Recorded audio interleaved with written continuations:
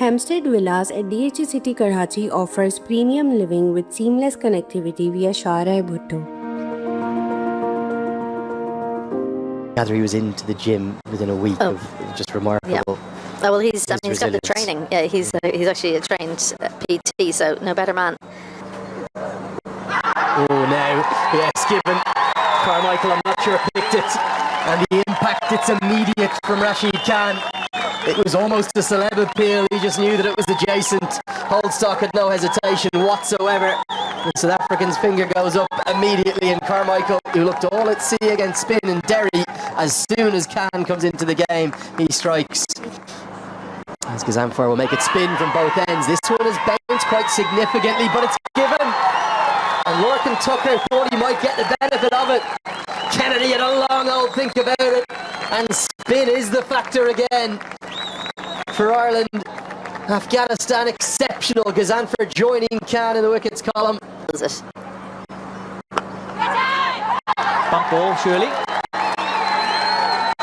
There's appeals all around, but I think that's a bump ball straight back into the ground before looping back to the bowler.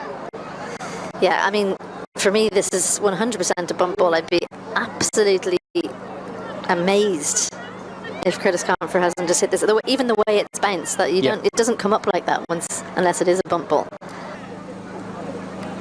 Bold, absolutely glorious.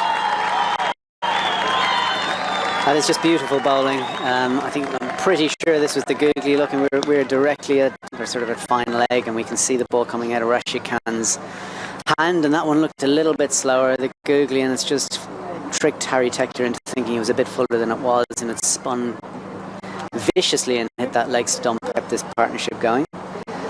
Sorry, the previous partnership. So to lose that 7th wicket was poor timing.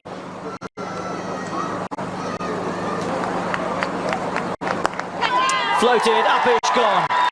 Khalid's chips one to mid-wicket, and that is the end of the last recognised batter for Ireland.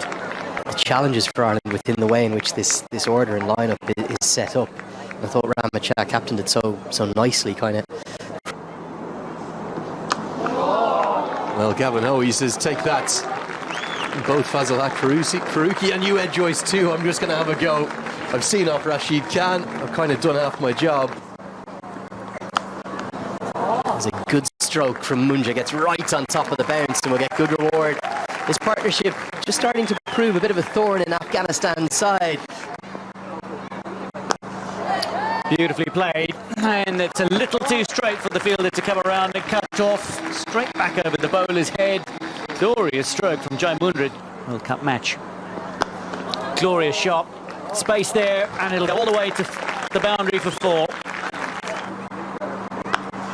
Oh, that's nicely played as well, just a little shorter, and Gavin Hoey quickly onto it, catches it for 4.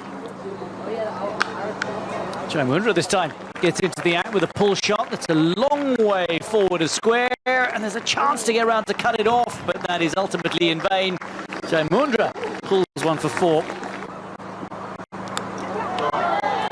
Edged and taken, and it's going to end that partnership, and it will not break Angelo Matthews and Lasith Malinka's effort of 132 that came against Australia we were just touching on. Mundra's played ever so well. Good bowling from Ahmedzai. He's deserved a second. Intentionally hides it away outside the off stump. Craig Young. And cleans him up.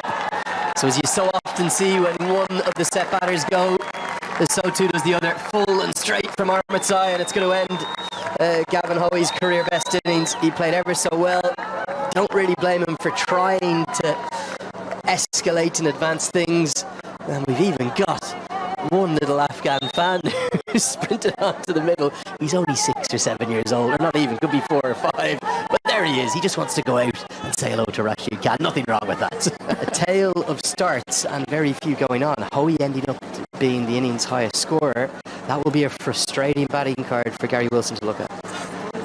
You would think Afghanistan massive favourites at the halfway stage. For you with the ball, who stood out as? Gazanfar, like you mentioned, 3 for him, 3 as well for Khan, who was actually in some ways more entertaining. I think he tried a few more things today, but the seamers set it up as well at the top. They just banged away at a good length and took the game a little bit deeper for their spinners to have a good say in the middle. Does find the edge, just thickish though, and should run away, and does.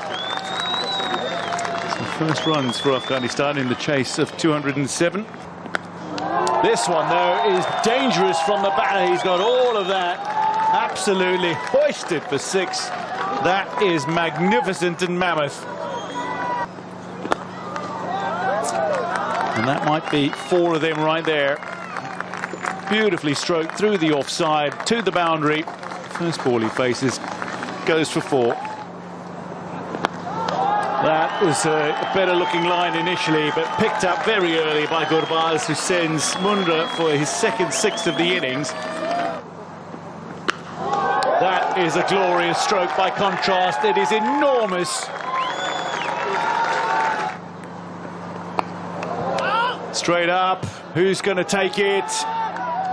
It's a very comfortable catch for Andy Balbirnie, and Byron McDonough has his first international wicket. It's that of Ibrahim Zadran.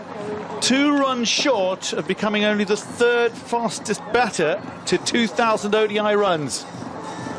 Gone for 12. Ireland have the breakthrough. Slightly shorter, and the left-hander locks onto it nicely. He'll get off the mark with the boundary 4. Makes Afghanistan. CricketHighlights drives somewhat on the up, very flowingly. It's a beautiful bat swing. There's the left-hander, easy on the eye, and 4 from the moment it left the bat. Driven down the ground with that full straight bat again, just a fraction over pitched. The miss from Hoey throughout his 2 ODIs that we've seen him bowl in here in this series has been too full. Does go to that sweep shot you referred to, Ed, and gets it away effectively behind square. 4 more. Afghanistan continuing to impress. Batter these days too. Power-packed pull shots. It's not just through the offside that Atal that prospers off the seamers, as he's picked up and identified this length so swiftly. Oh, he's going to continue. He's taken on down the ground. Mark Adair is there, and he holds on, as he always does for Ireland. And Gavin Hoey, who gave Atal a working over and really challenged him again and again. Atal won the first round potentially with a couple of boundaries, but Sterling stuck with his strike bowler. And my oh my, how Gavin Hoey's deserved that wicket. An excellent catch too from Mark Adair. And Ireland have some life, some hope in this game. They have their 2nd wicket. And now Gurbaz cashes in, and what a way to go to 50. It'll come off 45 deliveries at his usual hypersonic rate at more than a run a ball. Gets there with the maximum, clears that front leg. It's a bit more T20 in style. His 4th maximum already of the innings. The 24-year-old is something special. Oh, cleans him up. And yet again, it's Adair who's got Rahmat Shah. From memory, I think he's done him twice in Test match cricket, if not 3 times. So that was a factor. It's jagged back in. It is somewhere where Shah has a little bit of weakness early in his innings. Inspired captaincy, not just from Paul Sterling, but also from you, Ed Joyce, here in the commentary box. Wonderful skills from Mark Adair. Forward sort of Top edge, but it's got a long way. It's got a lot of wood, and I think that's another ball that's going to need to be replaced. Oh, that's beautifully played. Fantastic effort from Adair. That is launched a little shorter from Hoey, but it's a welcome back from Hashmatullah Shahidi as he launches it for 6. Shorter again. He's going to go on the pull, and Mundra's out in the deep, takes the catch. Hoey strikes. Hashmatullah Shahidi's gone for 22, just as he was looking to get going. The 4th Afghanistan wicket down. And Gavin Hoey strikes. 132 for 4 Afghanistan. Pace here. Good shot, straight down the ground, nobody back, and run away. He's really just picked his spot. That was more placement than anything else. And this one is chipped towards Mark Adair, who gets in quickly off the rope, and that's a 3rd wicket for Gavin Hoey. And Rahmanullah Gurbaz falls for 71. He's batted very nicely indeed, deserving perhaps of a little more, but he falls for 71. And Hoey finally dismisses a right-handed batter. This goes straight up. Has another wicket been handed over? Curtis Camphor nestles underneath it and holds on. Hoey's got 4. A little bit flatter through the air, a bit of extra bounce. And Darish Rasooli just couldn't resist the temptation of taking Hoey on. How big a wicket is that? Ireland, well, they're fighting for their lives thanks to one young all-rounder. It's Gavin Hoey. In the air and only just agonisingly for Ireland, up and over the head of Gavin Hoey at mid-on. Second innings. As this goes up into the air, Tector runs back, gets towards it and holds on. And yet again it's Mark Adair who makes the impact. Ireland do have 7, and they still have hope in this contest that continues to ebb and flow beautifully. It's balls. Looking to club it, gets enough on it. There's a little bit of a gap opening up, and the chase is certainly on, but it reaches the rope despite the valiant Carmichael attempt. Rashid Khan into the 20s. Afghanistan 190 for 7 now. Pulled away, and that's going to be 4. Just releases the pressure significantly for Afghanistan, and now only 7 to win. Oh, that's beautifully played. Switches to space behind Jay Mundra. Will he get around to cut it off? He can't. Afghanistan now 2 away from victory. This one is played in behind Khalid's. They're going to scramble through for 2 here if it doesn't reach the boundary. And that will be it. Afghanistan win by 3 wickets to claim a 2-0 lead in the series, and it's Rashid Khan, so often the hero with the ball.